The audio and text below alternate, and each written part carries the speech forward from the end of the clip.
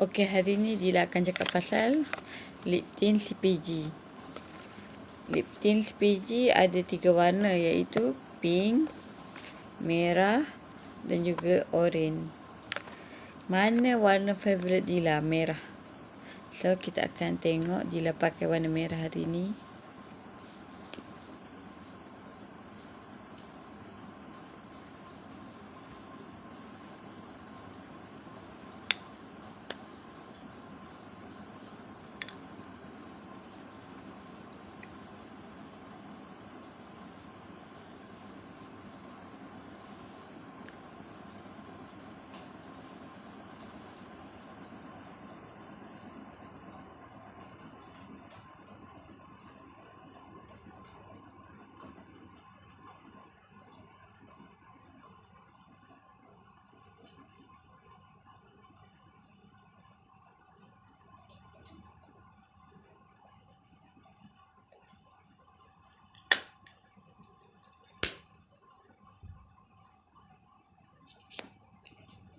Sebenarnya lip tint CPG ni warna dia bukan warna yang boring tau.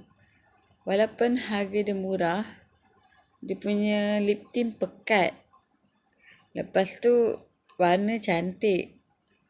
Siapa tak nak warna cantik, warna dia pekat, lepas tu harga dia murah. Kalau tanya Dila, favourite Dila warna merah. Kedua warna oren.